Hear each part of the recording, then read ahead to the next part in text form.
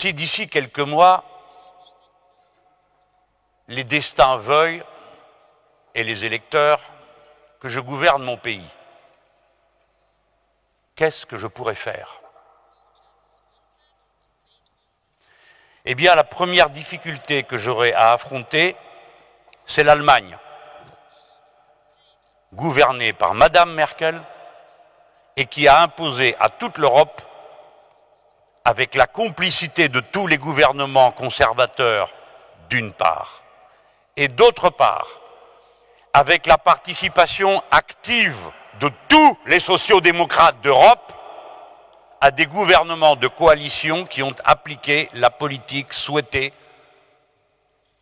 par le gouvernement de Madame Merkel, qui protège d'abord les intérêts du capital financier en raison des conditions particulières de l'Allemagne et du cœur de l'électorat de Madame Merkel, qui a des retraites par capitalisation et qui a donc besoin d'un haut niveau de la monnaie euro pour pouvoir acquérir à bas prix les conditions de vie de ses retraités, et deuxièmement, des salaires bas, de manière à ce que les dividendes soient le plus haut possible pour garantir ces retraites par capitalisation.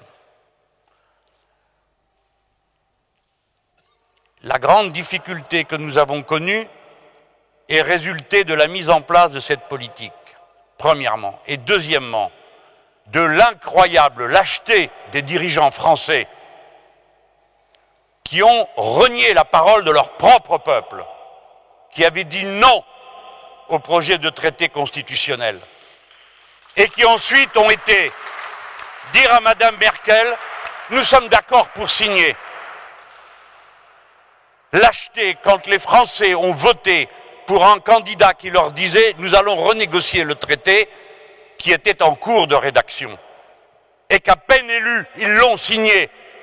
Par conséquent, je dois vous dire que si nous montrons du doigt Madame Merkel, nous sommes conscients du fait qu'elle n'a pu agir de cette façon que parce que les autres lui ont dit « Oui, madame, vous avez raison », et ont trahi leur propre peuple, le vote de leur peuple.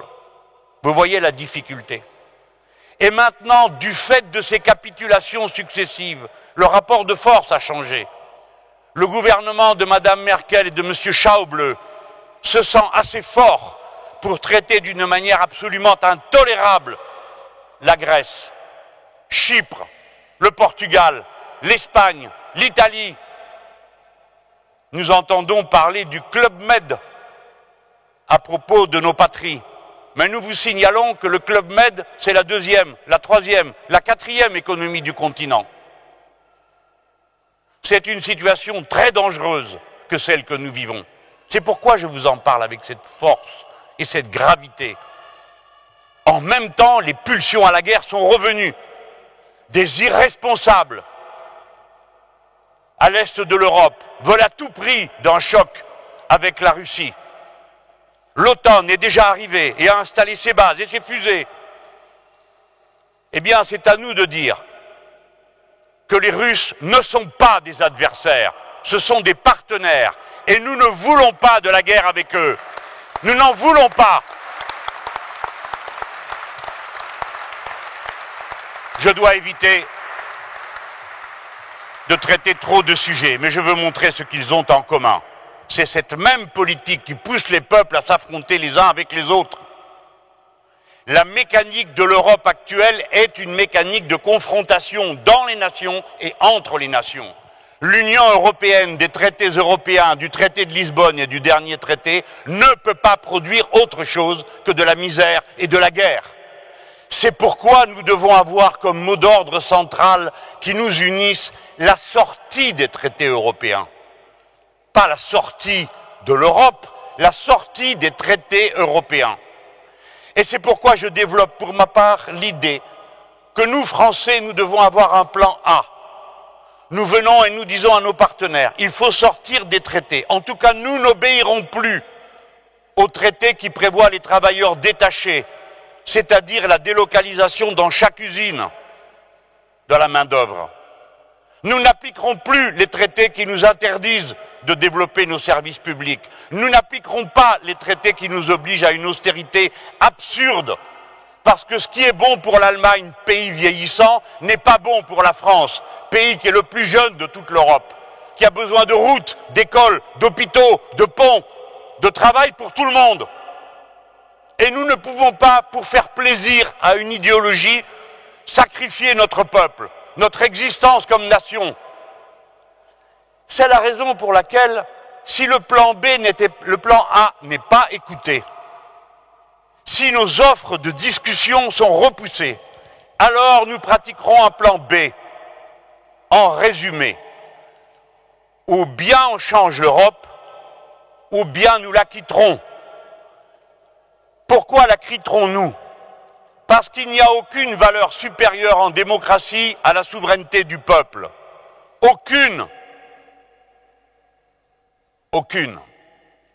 La souveraineté du peuple français est menacée par les gouvernements qui, dorénavant, ont trouvé normal de commettre un acte de guerre contre Chypre en lui coupant l'accès à la monnaie, de commettre un acte de guerre contre la Grèce en lui coupant l'accès à la monnaie et en l'humiliant, en lui faisant des promesses concernant sa dette qui ne sont pas tenues en échange de sacrifices qui sont déjà consentis. Voilà le moment historique. Le moment historique est celui où, comme tu l'as dit, Sarah, la menace ne viendrait pas des eurosceptiques que nous serions. Ce n'est pas nous qui menaçons l'idéal européen. Ceux qui menacent l'idéal européen, c'est ceux qui sont en train de l'effondrer sous nos yeux. On est passé par les violences contre la Grèce pour interdire le respect de la souveraineté du peuple grec. Eh bien maintenant, nous en sommes au Brexit. C'est quoi l'étape suivante? Quelle est l'étape suivante? Vous autres, les Allemands, vous avez vu un système s'effondrer à votre porte. Eh bien, vous savez que l'effondrement est possible. Quant à nous, j'ai dit quelle est ma proposition. Plan A, plan B. Sortir des traités européens ensemble pour formuler d'autres politiques. Mais nous avons aussi un devoir, et c'est là-dessus que je vais terminer, plus grand, plus important que celui de nos nations, plus important que celui de nos peuples. Il y a une urgence écologique. La planète a pris feu. Nous ne pouvons pas en rester là, les bras croisés, à regarder et à faire des discours. Il est important qu'il y ait des gouvernements qui rompent avec le système productiviste qui est directement et congénitalement attaché au capitalisme de notre époque, pour faire la transition pas seulement de l'énergie, mais des process de production, des process d'échange, de la façon de consommer qui nécessite une révolution culturelle de notre manière de vivre et d'appréhender la vie, et donc de poser à nouveau l'interrogation face à la richesse.